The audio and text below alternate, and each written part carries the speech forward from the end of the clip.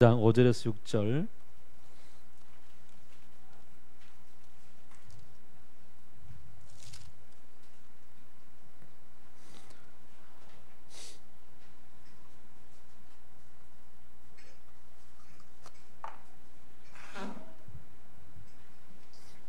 짧으니까 같이 읽도록 합시다. 5장 5절 6절 시작. 그러나 우리는 성령을 힘입어서 믿음으로 의롭다고 하심을 받을 소망을 간절히 기다리고 있습니다. 그리스도 예수 안에서는 할례를 받거나 안 받는 것이 문제가 되는 것이 아닙니다. 가장 중요한 것은 믿음이 사랑을 통하여 일하는 것입니다. 아멘. 오늘 박주현 목사님 나오셔서 갈라디아서 시작을 하시며 갈라디아서 읽기 같이 말씀 전해 주시겠습니다. 네, 괜찮습니다. 네, 반갑습니다. 휴가는 잘 보내셨나요? 네. 두수 형님만 잘 보내신 걸로. 네.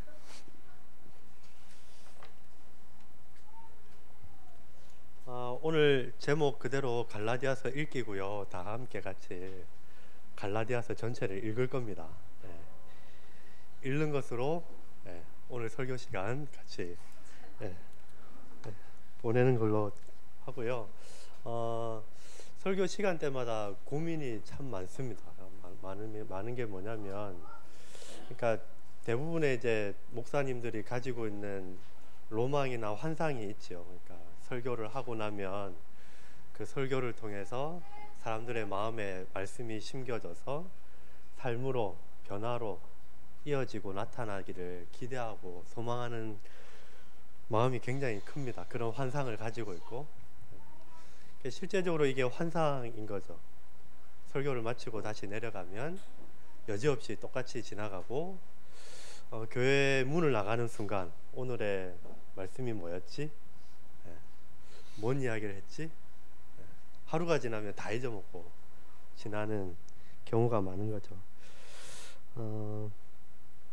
요걸 조금 뒷받침해주는 몇 가지가 아니고 한 가지 사례가 있는데요.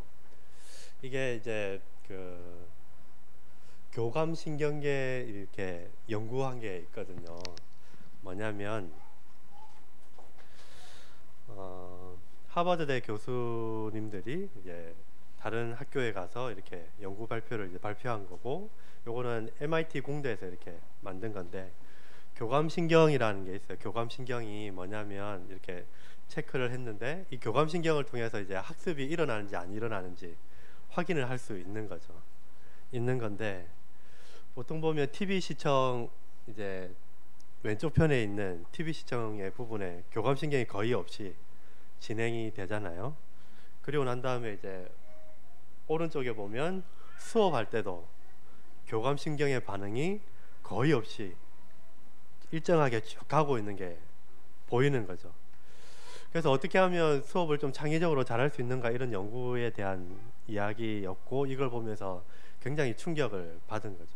실제로 강의를 통해서 뭐 깨달아지거나 학습의 변화가 일어나거나 하지 않는다는 연구의 결과인 거죠.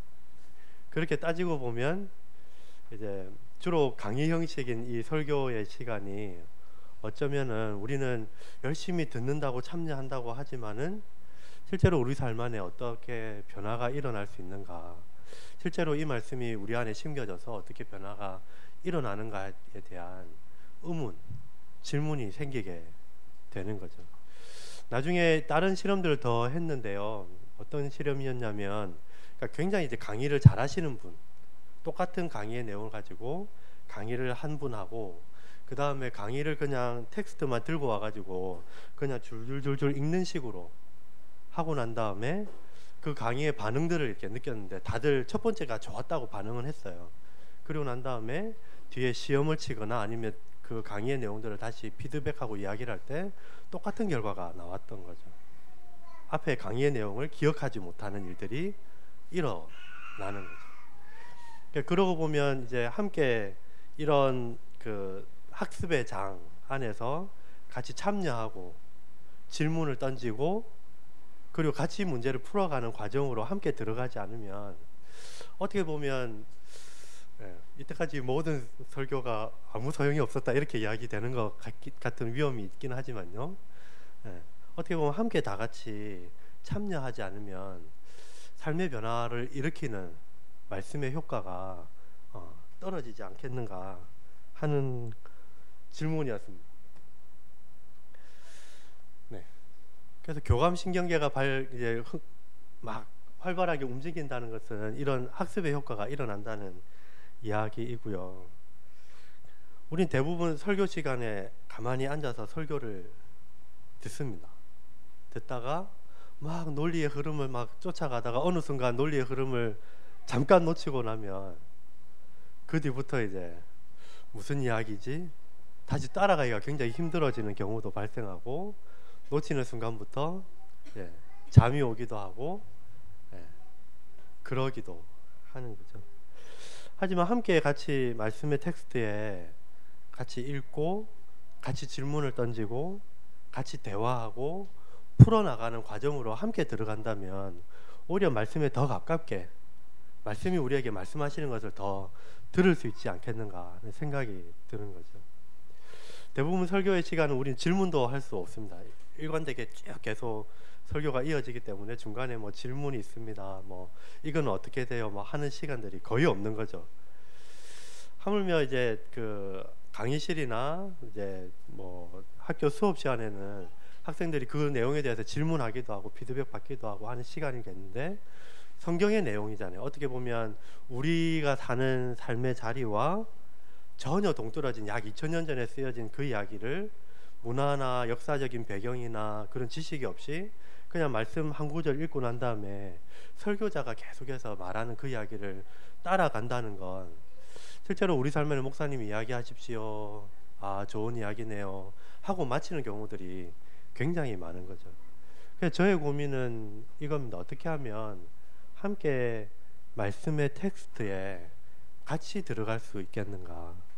설교자는 열심히 말씀의 텍스트에 흠뻑 젖어서 말씀을 준비해 와서 그것을 전달한다고 하지만 그 전달의 효과가 만약에 굉장히 떨어지는 거라면 어떻게 하면 우리 청중과 회중과 설교자가 함께 같이 텍스트 안으로 들어가서 말씀이 이야기하는 바를 같이 듣고 나누고 이야기하고 그것을 통해서 함께 말씀이 우리 삶을 이끌어 가시도록 내어드리는 과정으로 함께 어떻게 들어갈 수 있겠는가 하는 고민인 거죠. 그래서 어쩌면 저는 오늘은 전체를 개괄하기 때문에 함께 같이 말씀을 읽는 것으로 같이 참여하는 시간으로 같이 가면 좋겠고요.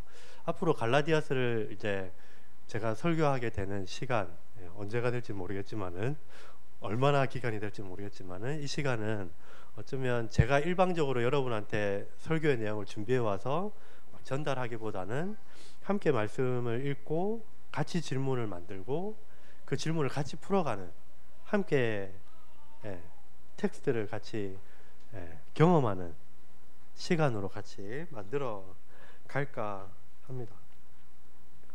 그래서 잘 준비된 설교자가 전달하는 그 내용도 중요하지만 제가 그런 능력이 안 되기 때문에 또 제가 이 설교 시간을 굉장히 싫어하고 두려워하기 때문에 변명일 수도 있겠지만 어쩌면 함께 같이 말씀 안에서 말씀이 우리에게 이야기하는 바를 같이 듣는 그리고 같이 말하고 같이 느낌을 나누고 그렇게 말씀이 우리를 이끌어 가시도록 내어드리는 과정으로 함께 만들어가면 좋을 것 같습니다.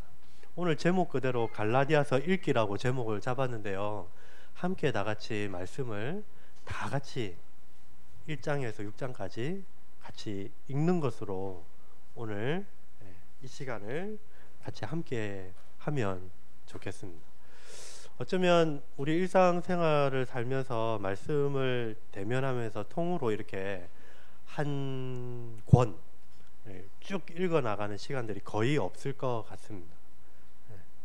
때로는 한 장씩 아니면 묵상을 큐티를 하는 것을 통해서 짧은 본문을 읽기는 하지만 전체 한 권을 두고 이 내용이 무엇을 이야기하는지 그것에 대해서 날 것 그대로 경험하고 거기에 질문을 던지고 이 말은 뭘까 하는 질문을 던지고 답을 찾아가는 과정이 우리 안에 잘 없는 거죠. 그런 의미에서 어쩌면 함께 맑음을 가족이 한 텍스트를 가지고, 한 권의 텍스트를 가지고 함께 읽고 그것을 공동의 경험으로 삼아가는 과정이 어쩌면 유의미한 과정이 아닐까 생각이 듭니다. 자리 배열도 어떻게 보면 우리 교회가 이렇게 강의실 같은 거잖아요. 그러니까 앞에만 보고 있어야 되는, 사람 뒤통수만 보고 있어야 되는.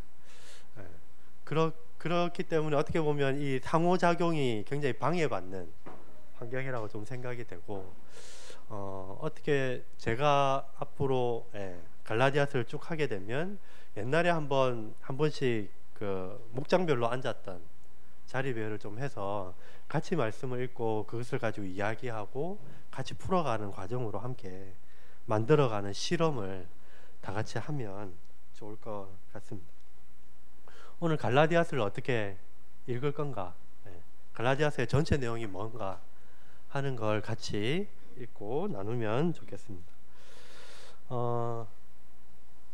성경을 읽는 방법인 거죠. 아니면 이제 학습하는 방법인데, 하나는 이제 나무 한 그루 한 그루를 보는 방법이고, 하나는 숲 전체를 보는 방법인 거죠.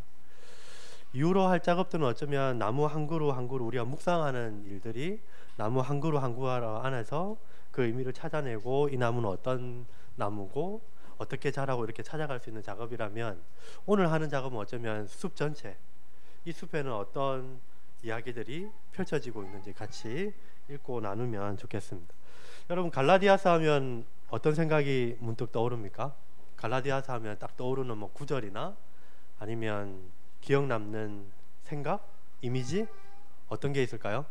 갈라디아서는 이런 책으로 들었다. 어떤 게 있을까요? 네, 자유. 네, 갈라디아서는 자유를 이야기한다. 그래서 다른 사람의 종이 되는 자유의 삶을 살도록 이야기하는 책으로 이야기를 하고 있죠. 유진 피터슨도 이 책을 자유라는 제목으로 책을 내고, 각 여러 챕터를 나누어서 뭐 말할 자유, 서 있을 자유, 죽을 자유, 뭐 분노할 자유, 뭐 이렇게 자유로 쭉 풀어가고 또 있습니다. 또 어떤 이미지나로 알고 있나요? 여러분의 적극적인 참여가 필요합니다. 네, 로마서 초판이었다. 믿음으로 의를 얻는 그 이야기를 초판으로 이야기를 하고 있다. 요거 나중에 뒤에 가면 알겠지만, 이 갈라디아서 저작 연도에 대해서 두 가지 설이 있어요. 그 나중에 조금 같이 살펴보고요. 네. 또 어떤 게 있을까요? 에베소서 다음이라고요? 에베소서 전이라고 이야기하시는 거죠. 네, 알겠습니다. 네. 또 어떤 게 있을까요? 네, 갈라디아서 2장 20절, 내가 그리스도와 함께 십자가에 못 박혔나니 그런즉 이제 내가 산 것이 아니요 오직 내 안에 그리스도 예수께서 사신 것이라. 이제 내가 육체 가운데 사는 것은 나를 사랑하사 나를 위하여 자기 몸을 버리신 하나님의 아들을 믿는 믿음 안에서 사는 것이다. 암송하고 있네요. 네, 놀랍습니다. 네. 네. 또 어떤 게 기억나나요? 네, 갈라디아서는 편지죠. 편지로 쓰여진 글이다. 네. 또 기억나는 게 있을까요? 네, 바울이 썼다. 네. 뒤에 할 것 좀 다 나오고 있습니다. 네. 뭐 대표적인 구절들 좀 뽑으면 이런 구절들이 있을 것 같습니다. 네. 내가 사람을 기쁘게 하는 게 아니라 하나님을 기쁘시게 하는 거다 하는 구절들, 아까 나왔던 갈라디아서 2장 20절, 하나님의 영이 있기 때문에 하나님을 아빠 아버지라고 부른다 라고 했던 4장 6절의 말씀, 유명한 이야기죠. 성령의 열매. 성령의 열매가 이 갈라디아서에 나오고 있습니다. 그리고 6장에 보면 하나님을 속이지 마라. 하나님 속임 당하시는 분이 아니다. 만홀히 여김을 받는 분이 아니다. 심는 대로 거두게 된다. 육체로 심는 자는 육체를 거두게 되고 영으로 심는 자는 생명을 얻게 될 것이다 하는 이야기들이 여기에 나오고 있습니다.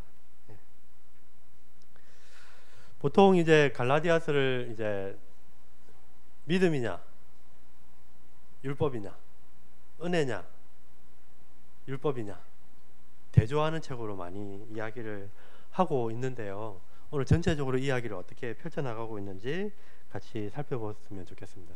그럼 왜 우리가 이 시점에 갈라디아서를 해야 되냐? 이유가 없습니다. 그냥 갈라디아서면 좋겠다. 짧은 본문이면 좋겠다. 통으로 읽기에 적절한 분량이 아니겠는가. 통으로 읽기에 적절한 분량이고 또 갈라디아서가 주는 유의미한 의미가 있기 때문이라고 좀 생각이 되고요.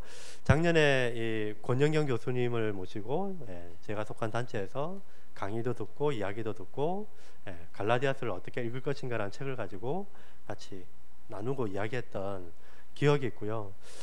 그러면서 갈라디아서가 흔히 우리가 알고 있던 내용하고 조금 다른 이야기들을 많이 더 해주고 있구나. 그리고 우리 시대에 꼭 필요한 이야기를 갈라디아서가 해주고 있구나 하는 개인적인 판단에서 갈라디아서를 같이 읽습니다. 갈라디아서의 전체적인 배경을 같이 조금 살펴보면 좋겠는데요. 아까 이야기했던 갈라디아서는 편지다. 편지 글인 거죠. 전체 성경이 여러 가지 그 장르로 구성되어 있잖아요. 편지가 있고 오늘 나왔던 편지가 있고 또 어떤 장르가 있을까요? 시편 이런 시가 있고 또 역사 이야기식으로 풀어진 것도 있고 또 뭐 예언 같은 거 선지서 같은 거 이런 다양한 장르를 가지고 있는 거죠. 그래서 뭐 시를 읽는데 소설 읽듯이 시를 읽거나 소설을 보는데 실제 이야기인 것처럼 편지 형식으로 읽으면 곤란해지는 거죠. 그래서 편지는 또 편지에 맞게 걸맞게 읽어야 되는 이유가 있을 것 같고요. 수신자는 누구인가요? 갈라디아 지역에 있는 그리스도인들. 특별히 본문을 쭉 읽다 보면 나오겠지만은 몇 가지 문제를 안고 있는 바울을 굉장히 요즘식으로 표현하면 빡치게 만들었던 그래서 다른 본문과는 굉장히 다른 어조가 갈라디아서 전체 안에서 느껴지거든요. 그래서 그런 갈라디아인들에게 바울이 어떤 문제를 해결하기 위해서 어떤 문제가 있었기 때문에 그 문제를 해결하기 위해서 편지를 썼기 때문에 그 문제의 핵심이 뭔지 찾아내고 이 문제를 해결하기 위해서 바울이 어떻게 사람들에게 전달하고 있는지 그것을 전체적으로 같이 찾아가면 좋을 것 같습니다. 아까 저작년대 이야기가 쭉 나왔었는데요. 로마서 초판이다 이야기를 하는데 이게 그 나와 있는 것처럼 이제 북갈라디아설 남갈라디아설 두 가지 설이 있어요. 이 편지를 받아보는 수신자가 남쪽에 위치한 갈라디아 지역의 남쪽에 위치한 사람들에게 쓰여진 거다 하는 설이 하나가 있고 하나는 북쪽에 위치해 있는 갈라디아인들에게 쓰여진 거다 하는 이야기를 하고 있습니다. 이 어느 쪽에 쓰여지느냐에 따라서 달라지는데 그 핵심이 되는 게 사도행전 15장이거든요. 로마서가 아니고 사도행전에서 예루살렘에서 전체적으로 공의회로 한번 모였던 거. 이때 내용의 핵심이 뭐였냐면 이제 유대인들만 그리스도인이었는데 이방인들이 예수님을 알게 되는 거죠. 예수님을 믿고 구원받고 하나님의 백성이 된 거예요. 그러자 유대인들이 굉장히 힘들어졌습니다. 굉장히 불편해진 거죠. 아니 어떻게 할례도 안 받고 우리가 가지고 있는 전통 음식에 대한 규칙 아니면 유월절 이런 절기들을 지키지도 않는데 어떻게 아브라함의 자손이라고 할 수 있냐, 어떻게 하나님의 백성이라고 할 수 있냐, 너희도 하나님의 백성이 되려면 예수님 믿는 거 좋지만 할례 받아야 된다 라고 하는 이야기로 논쟁이 붙은 거죠. 이것 때문에 전체적으로 교회 지도자들이 모여서 예루살렘에서 어떤 결정을 내립니다. 그 결정이 뭐냐면 할례 안 받아도 된다, 예수 믿는 것으로 충분하다 그렇게 결정을 내리는 거죠. 이 예루살렘 공의의 15장을 기점으로 해서 하나는 이 이후에서 이어진 거다. 이후에서 이어진 거다. 그리고 바울이 3차 전도 여행 마치고 난 다음에 그때쯤에 이 문제가 발생하면서 바울이 썼다라고 주장하는 일부 소수의 사람들이 있고요. 그래서 보통 50년 후반으로 잡고 있고, 하나는 바울이 1차 전도 여행을 마치고 난 시점에서 이 예루살렘 공의의 결정이 나기 전에 있었던 문제를 가지고 바울이 썼다를 이야기를 하는 것을 통해서 남갈라디아설, 그렇게 해서 한 48년쯤, 예루살렘 공의회가 49년 50년으로 잡고 있거든요. 그래서 한 48년쯤에 썼을 거다 하는 이야기를 하고 있습니다. 이 전체적인 배경이 되는 게 사도행전 14장이거든요. 그러니까 남갈라디아서를 뒷받침해 주는 내용들이 사도행전 14장이고, 사도행전 14장을 혹시 지금 성경책이 없으신 분은 뒤에 가서 성경책을 빨리 가져오시고요. 또 조만간 빨리 성경책을 같이 읽을 거기 때문에 가져오시고, 그 다음에 성경책이 모자라면 스마트폰 어플을 통해서 같이 보면 좋겠습니다. 이 사도행전 14장에 이제 바울이 남갈라디아를 돌면서 일어났던 일들이 나오고 있는 거죠. 바울이 복음을 전할 때마다 아까 이야기했던 유대인들이 굉장히 불편했던 사람들이 바울을 픽박하고 복음을 못 전하도록 방해하는 일들이 계속해서 있었고요. 그러는 과정 가운데 요 남갈라디아에 가서 바울이 어떤 절름 다리를 저는 장애인을 고치는 사건이 나타나는 거죠. 그걸 보고 여기에 있던 사람들이, 이방인들이 제우스가 나타났다, 히메네스가 나타났다, 그렇게 하면서 신으로 모시려고 하는 일들이 막 일어나는 거죠. 그때 바울이 사람들한테 굉장히 다급하게 말리면서 우리는 신이 아니다, 하나님이 하신 거다 이야기하는 이야기들 등장하고 있고, 계속해서 유대인의 방해들이 등장하는 이야기들이 여기에 나옵니다. 그래서 어떻게 보면 이방 신을 섬겼던 이방인들이 예수님을 믿고 돌아서는 과정들이 이야기에 굉장히 등장하고 있는 거죠. 전체적인 배경을 보면 이제 초기로 잡으면 유대인들만 이루어졌던 그리스도인의 공동체 안에서 전혀 이질적인 이방인들이 예수님을 믿고 들어오기 시작하는 거죠. 유대인의 입장에서 보면 너무 불편한 일이었던 거죠. 자기들한테는 익숙한 거죠. 할례를 행하거나 절기를 지키거나 음식을 피채 먹지 않거나 돼지고기를 안 먹는 거나 이런 이야기를 너무 익숙한 건데, 이방인들이 들어오면서 이 전체적인 질서나 이런 것들이, 유대인들의 정체성들이 막 허물어지기 시작하는 거죠. 거기에 대해서 반대하고 일부 그리스도인이나 아니면 다른 복음을 전하는 사람들이 예수 믿는 건 좋지만은 할례 받아야 하나님의 백성이 된다라는 이야기들을 계속 퍼뜨리고 다녔던 거죠. 그 다니는 것을 통해서 자신들의 어떤 위치를 증명하기 위해서 제일 처음 등장했던 게 바울 진짜 사도 아니다. 그러니까 막 이 이야기를 전해준 사람에 대해서 흠집을 내면 자기 이야기에 신빙성이 생기는 거잖아요. 바울 진짜 사도 아니다. 봐라, 12사도 중에 속해 있지도 않았는데 어떻게 바울이 사도냐. 사도 아니다 라고 하는 이야기를 바울을 흠집내기 시작하는 거죠. 바울의 사도성에 대해서 계속해서 갈라디아 사람들에게 의문을 품게 하고, 아까 이야기했던 할례 받아야 된다, 하나님의 백성이 되려면 할례를 받아야 된다, 그렇게 해서 유대화, 유대인의 문화를 받아들이고 그렇게 해야 아브라함의 자손이 된다 하는 이야기들을 계속해서 해나갔던 거죠. 그리고 그렇게 하는 것을 통해서 어떤 조건을 채우고 나면 다 되는 것처럼 이야기를 하는 것을 통해서 이후로 쫓아가는, 예수님을 믿고 성령을 쫓아서 살아가는 삶이 아니라, 나는 할례 받았어, 나는 이미 선민이야, 나는 이미 하나님의 백성이 됐어, 그렇게 생각하고 난 이후에 성화의 과정이라고 이야기하는 예수님을 따르는 삶의 과정이 없는, 그냥 그대로 자연인으로 살아가는, 그것을 보면서 제자도의 문제가 등장하는 것을 보면서 바울이 이 문제를 해결하기 위해서 갈라디아서를 쓴 거죠. 전체적으로 이 크게 세 가지 문제를 염두에 두면서 오늘 갈라디아서를 같이 쭉 읽어가면 좋겠습니다. 이렇게 좀 나누어서 끊어서 읽을 건데요. 갈라디아서를 나누면 이렇게 나눠집니다. 1장 1절에서 10절은 바울이 인사하고 난 다음에 자신의 사도됨을 변명하는 거죠. 내 하나님의 사도 맞다 이야기하는 내용들이 나옵니다. 그리고 1장 11절에서 21절까지 스스로 자신이 사도됨을 왜 자기가 사도인지 조금 더 길게 설명하고 이 전체적인 문제의 핵심이 뭔지,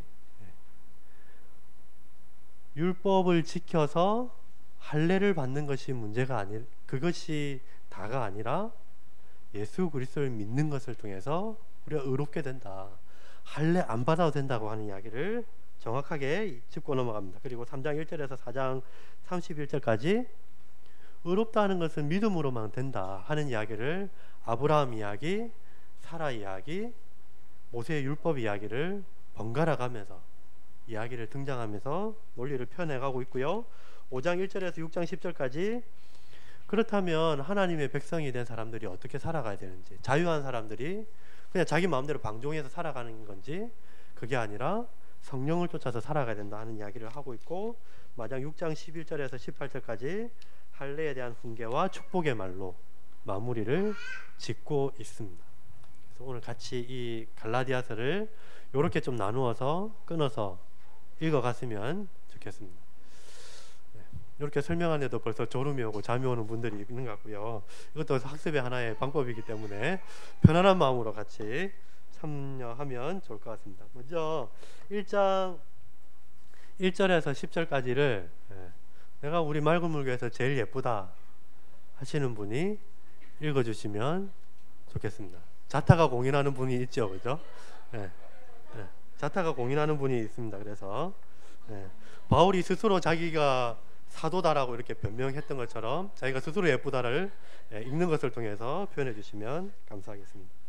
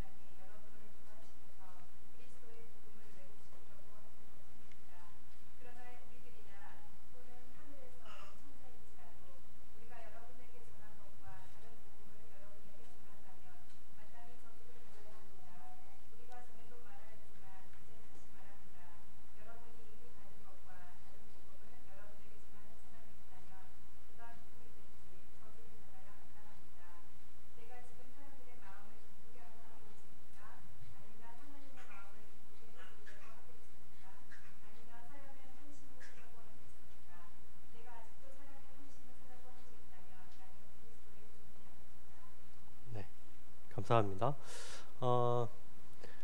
그 밴드에다가 갈라디아서 읽기 위해서 글 하나 올려놨거든요. 그래서 읽다가 혹시 질문이 나거나 아니면 이 구절 마음에 든다거나 하는 게 있으면 밴드에 글을 올리셔도 괜찮습니다. 예배 시간에, 설교 시간에 스마트폰 만져도 괜찮고요. 혹시 의문나는 걸 검색하셔도 괜찮습니다. 요거는 글타래를 쭉 남겨주시면 나중에 같이 이 의문나는 거 설교 시간이나 아니면 다른 시간들 통해서 같이 좀 풀어가면 좋겠고요. 글 남겼던 대로 엉뚱한 질문도 괜찮고요. 그게 오히려 때로는 또 뜻하지 않은 깨달음을 줄 수도 있다고 생각이 되고, 용기를 가지고 자유인답게 맑은 물 교회의 자유인답게 용기를 가지고 마음껏 질문을 달아주셔도 됩니다. 갈라디아서 1장 1절에서 11절까지 잠깐 읽었는데요. 읽으면서 드는 느낌은 어때요?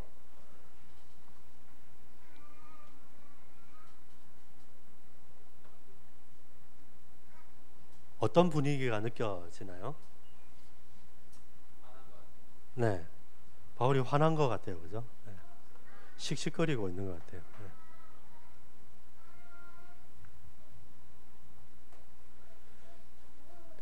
맑은 물 교회는 다른 성경을 열심히 읽기 때문에 그죠? 다른 서신 바울이 썼던 다른 편지와 좀 비교해 보면 분위기가 전혀 달라요.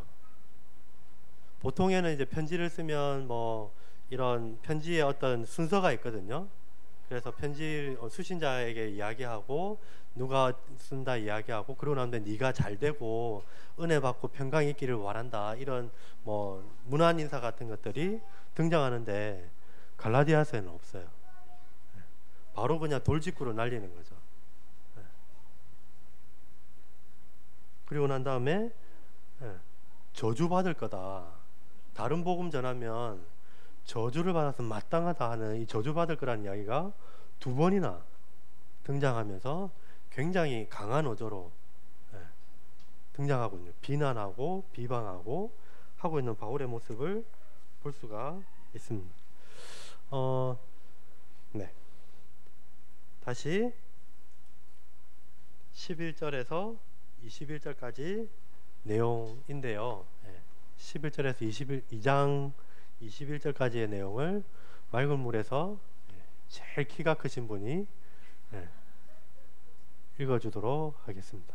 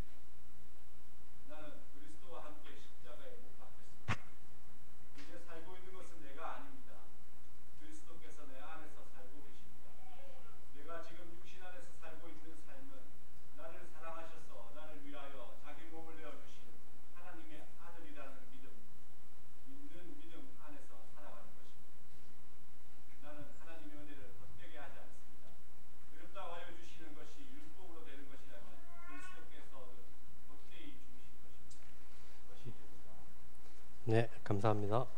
네, 옛날에 연극한 몸이 배였는지 연기를 아주 잘하셨습니다. 네. 전체적으로 그 1장 11절에서 2장 21절까지는 바울이 자기가 사람으로부터 사도가 된 게 아니라 하나님으로부터 사도가 되었다 하는 것을 여러 가지 이야기를 통해서 반증해주고 있는 거죠. 내가 사도가 된 것은 뭐 다른 사도들이 나한테 맡겼기 때문에 그렇게 사도가 된 게 아니라 하나님으로부터 직접 받았다는 이야기를 이야기해주고 있습니다. 그 이야기를 1장 11절에서 마지막까지 바울이 회심하고 난 이후에 다른 사도들을 만나지 않았다는 거죠. 회심하고 난 이후에 사도들을 만나서 그들에게 배우고 학습하고 공부를 했다면 바울은 전해 들은 것을 전하는 사도성이 떨어지게 되는 거죠. 그런 면에서 바울은 사도들을 만나지 않고 따로 있었다 라는 이야기를 하고 있습니다. 그리고 직접적으로 하나님께서 나를 택하셨고 이방인의 사도로 하나님께서 세우셨다는 이야기를 하고 있는 거죠. 그러고 난 다음에 2장 1절에서 10절 정도까지 바울이 예루살렘에 올라갔던 이야기를 하는 거죠. 거기에서 있었던 일이 뭐냐면 할례에 대한 이야기들 조금 등장하죠. 할례 논쟁이 등장합니다. 그렇지만 디도에게 할례를 행하지 않았다는 이야기를 하고, 여기서 있었던 중요한 일은 베드로가 유대인에게 복음을 전하는 사도로 부르심을 받았다면 나는 이방인에게 복음을 전하는 사도로 부르심을 받았다는 것을 어떻게 보면 교회 지도자들, 교회 사도들과 함께 합의가 된 이야기다. 그렇게 서로가 인정을 한 거다라고 이야기를 하는 거죠. 사람들한테 받아서 된 것이 아니고 하나님부터 직접 받은 거고, 이것도 다른 교회 지도자들이 다 알고 있는 이야기들이다. 나는 사람으로부터 난 사도가 아니라 하나님으로부터 나를 사도로 세우신 분은 하나님이시다 하는 이야기를 계속해서 반증해서 이야기를 하고 있습니다. 그러는 가운데 11절에서 약 한 16절까지 바울이 베드로를 한 방 먹이는 이야기가 등장하는 거죠. 그 이야기가 뭐냐면 안디옥에서 베드로가 이방인과 같이 그냥 허물없이 밥을 먹고 있습니다. 이 밥을 먹고 있다는 건 이런 거죠. 그러니까 식사 예법이 다른 거잖아요. 유대인들의 식사 예법이나 이방인들의 식사 예법이 다릅니다. 먹는 음식도 다릅니다. 뭐 간단한 예로 어떻게 보면 유대인들은 돼지고기를 안 먹는 거죠. 근데 이들은 돼지고기를 먹어요. 베드로는 허물없이 이들과 같이 식사하고 있는 과정 가운데 있는데 갑자기 강경파 유대인 그리스도인이 오는 거죠. 집단들이 여러 집단들이 있었을 거니까 오는 거, 그걸 보고 갑자기 마음에 무슨 마음을 느꼈는지, 부끄러워했던지 아니면 분란을 일으키기 싫었던지 자리를 피해서 가버린 거죠. 이게 이방인들에게 주는 메시지는 뭘까요? 갑자기 교회 지도자인 베드로가 같이 자기들하고 밥 먹고 있다가 유대인 강경파가 오니까 싹 도망가 버린다. 어떻게 보면 이방인들은 자기 소외감을 받거나 우리는 B급인가? 우리는 조금 덜 떨어진 그리스도인인가? 하는 생각을 갖게 되는 거죠. 이 1세기 초대 교회 당시에 굉장히 큰 이슈인 거죠. 어떻게 하면 유대인과 이방인이 함께 같이 하나님의 백성으로 하나님 앞에 나아갈 수 있을까 하는 건데, 여기에 대해서 베드로가 선을 그어버리는 사건이 이 사건이었던 거죠. 그래서 이 사건을 굉장히 심각하게 여기고 바울이 베드로에게 비난하고, 그렇게 해서는 안 된다. 네가 위선했다. 함께 있었던 모든 유대인 그리스도인과 그리고 바나바까지도 쏘가 넘어갈 정도로 그렇게 된 거다 하고 하는 이야기를 하고 있고, 그 뒤로 실제적으로 율법을 지키느냐 아니면 믿음으로 의롭다 하심을 받느냐 하는 이야기들을 본문의 어떻게 보면 본질적인 이야기로 들어가고 있는 이야기가 2장까지의 내용입니다. 다시 3장으로 가고요. 혹시 뭐 질문이나 있으면 시간 관계상 밴드에 남겨주시면 감사하겠습니다. 3장 1절에서 4장 31절까지인데요. 요거는 3장 1절에서 29절까지, 그래서 3장과 4장을 조금 끊어서 읽도록 하겠습니다.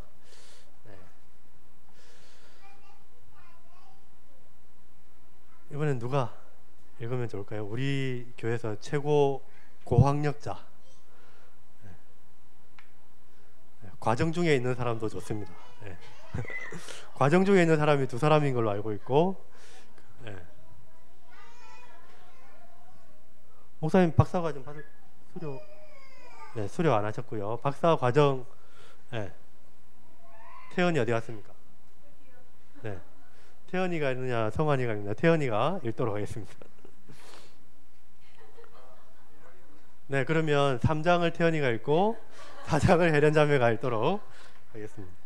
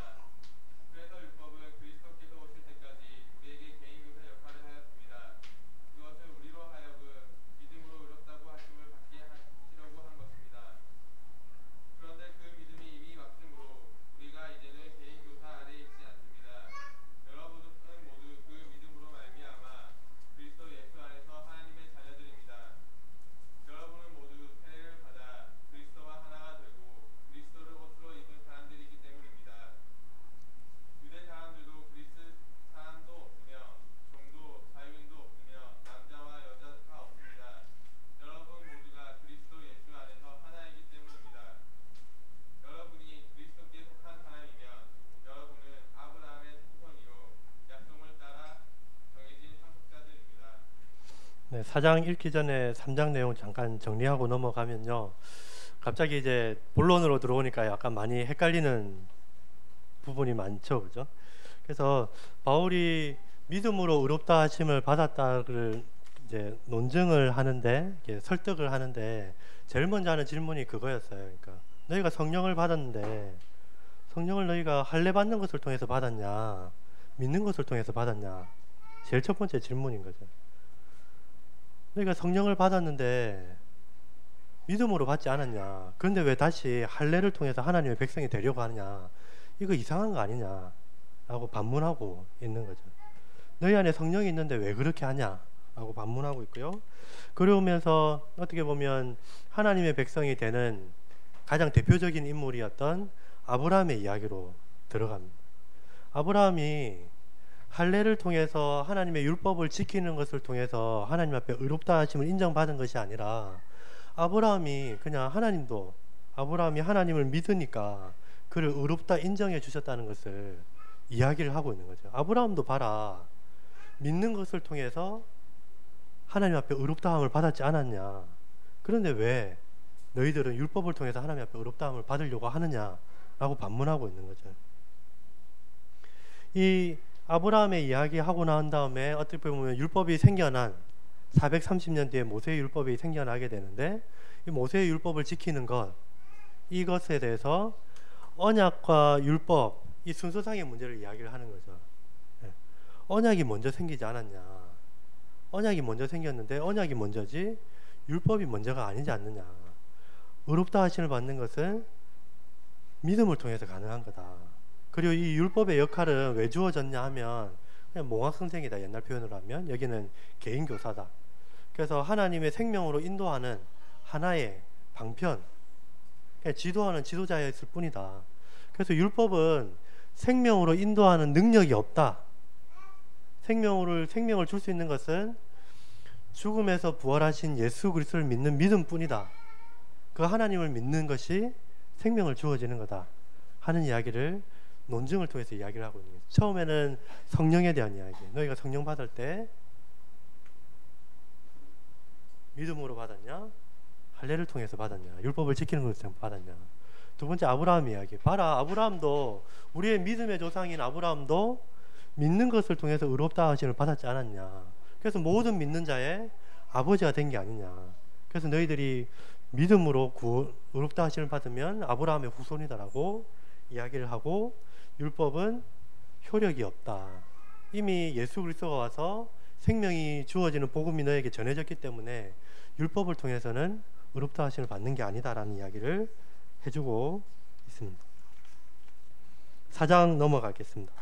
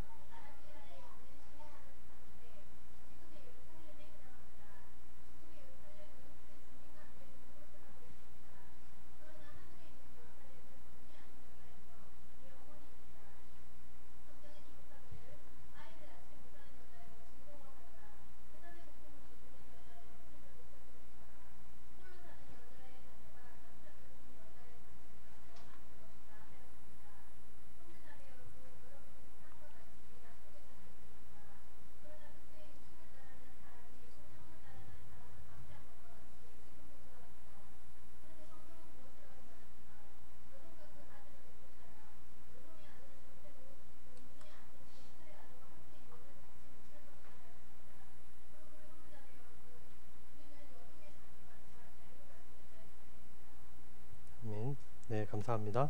4장의 내용은 앞에 내용 논증이 계속 이어지는 거죠. 그래서 아브라함 성령 이야기, 아브라함 이야기, 율법 이야기 다음에 너희가 상속자가 되었다.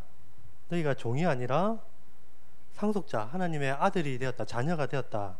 그러면 자유인답게 상속자로서 종의 멍에인 율법을 지지 말고 자유하면서 살아라는 이야기를 해주고 있고요. 그리고 난 다음에 8절부터 쭉 뒤로까지는 바울이 정말 갈라디아인들에게 하고 싶은 이야기.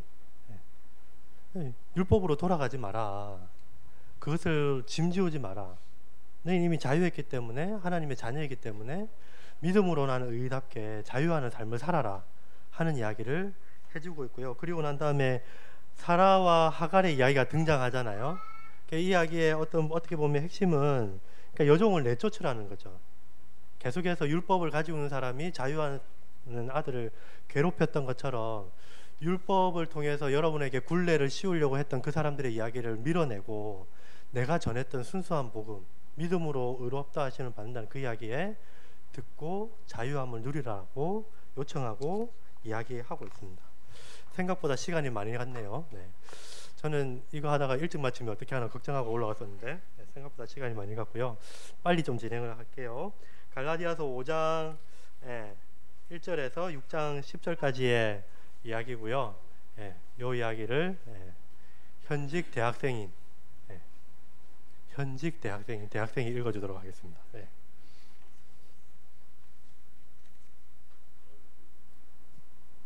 현재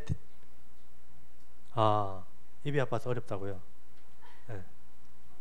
네.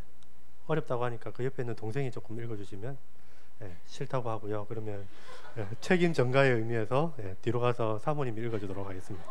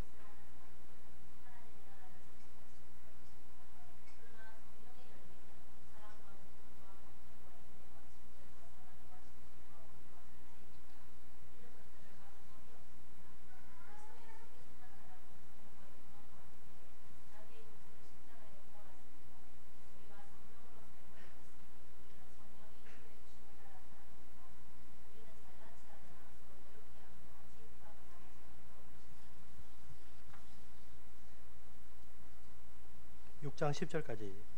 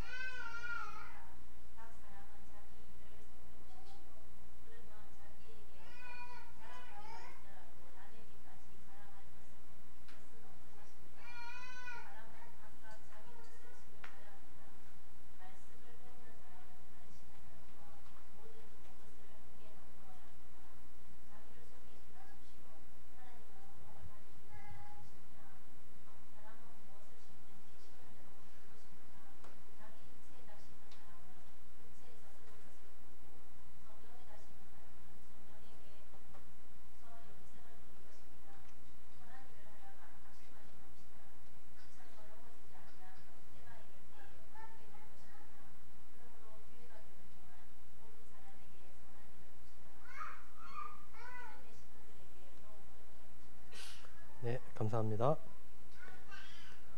5장에 들어와서는 실제적으로 자유하는 사람이 어떻게 자유의 삶을 살 건가 이야기를 쭉 이야기를 하고 있고요. 그러면서도 율법으로 돌아가려는 사람들, 할례를 받았거나 할례를 받으려고 하는 사람들은 다시 종살이 하는 거다라는 대비를 통해서 자유하는 사람과 종살이 어떤 것을 선택할 거냐 바울이 질문하고 있고 아주 강한 이야기로 하고 있는 거예요. 그거 받으면 어때서? 라고 이야기하는 게 아니라 오히려 그것이 그리스도에게서 끊어지고 은혜에서 떨어져 나가게 되는 결과를 맞이하게 될 거다라는 이야기를 해주고 있습니다. 그래서 어떻게 보면 율법을 지키는 것과 믿음을 대비하기보다는 율법을 지키는 것과 예수 그리스도의 복음과를 서로 대조를 시키고 있는 것을 볼 수가 있습니다. 오늘 같이 읽었던 게 이제 설교 제목과 함께 나왔던 본문 중에 5장 5절에서 6절의 이야기가 있는데 어쩌면 바울이 그리스도 예수 안에서는 할례를 받거나 안 받는 것이 문제가 되는 것이 아닙니다. 가장 중요한 것은 믿음이 사랑을 통하여 일하는 겁니다. 그래서 이 할례 문제나 율법 문제로 돌아가면 이 사랑으로 역사하는 믿음이 가지 않는 거죠. 나 이미 이것을 이루었기 때문에 할례를 행했기 때문에 아니면 이걸 지키기 때문에 더 이상 사랑의 의무를 지지 않는 거죠. 내 이웃을 내 몸과 같이 사랑하라는 이 사랑의 의무를 지지 않고 그냥 자기 욕구를 충족시키면서 서로 비교하는 것을 통해서 자기 의를 채우는 삶으로 나타날 수밖에 없는 거죠. 그런 반면에 할례가 중요한 게 아니라 예수 그리스도를 믿고 예수님께서 사셨던 삶의 방식대로 사랑으로 서로 짐을 지는 삶으로 나아올 것을 요구하고 있고, 그래서 사랑의 짐을 지는 자유의 종이 될 것을 바울이 갈라디아인들에게 요청을 하고 있습니다. 마지막으로 갈라디아서 6장 11절에서 18절까지의 내용을 제가 읽겠습니다. 보십시오. 내가 여러분에게 직접 이렇게 큰 글자로 적습니다. 육체의 겉모양을 꾸미기를 좋아하는 사람은 여러분에게 할례를 받으라고 강요합니다.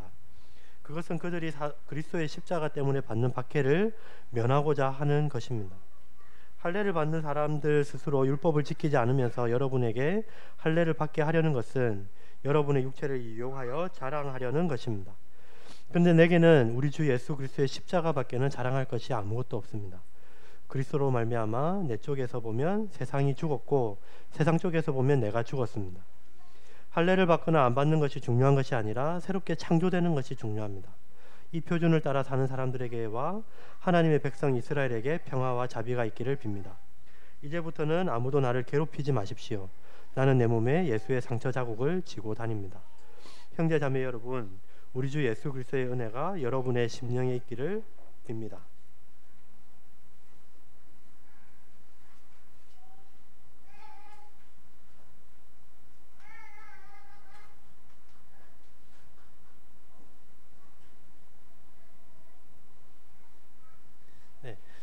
전체적으로 세 가지 이야기를 했었잖아요, 그죠? 그 이야기하기 전에 갈라디아서는 믿음이냐 아니면 은혜냐 율법이냐 이걸 대비시켰기보다는 그리스도의 복음이냐 그리스도냐 율법이냐, 예수를 믿을 것이냐 믿고 그 믿는 믿음으로 인해서 성령의 삶을 살아갈 것이냐 라는 것과 율법을 지키는 것을 통해서 자기가 의롭다 하심을 다른 사람과 비교해서 비교의를 누리면서 살아갈 거냐 하는 이야기를 대비해 놓고 있습니다. 그래서 전체적인 주제는 어떻게 하나님의 백성이 되는가, 누가 하나님의 백성인가 라는 질문인 거죠.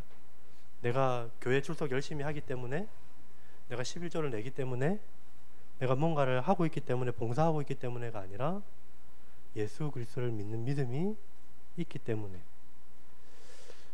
예수 그리스도를 죽은 자 가운데서 다시 일으켜서 부활에 이르게 하시는 그 하나님의 능력을 믿는 그 믿음이 있기 때문에 하나님의 백성이냐 아니냐 하는 이야기를 해주고 있습니다. 쭉 반복되는 단어들을 쭉 살펴보면 율법, 육신, 행위, 할례 이런 단어들이 쭉 반복되고 있고요.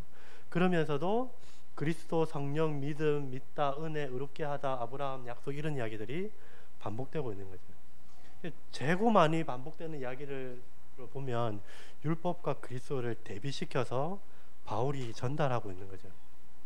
은혜냐, 은혜를 통해서 율법 구원을 얻느냐, 율법을 지켜서 구원을 얻느냐, 은혜로 구원을 얻느냐, 율법을 지켜서 구원을 얻느냐, 이것을 대비했다기보다는 그리스도를 믿는 믿음, 그리스도와 율법을 지키는 것, 이것을 대비한 거죠.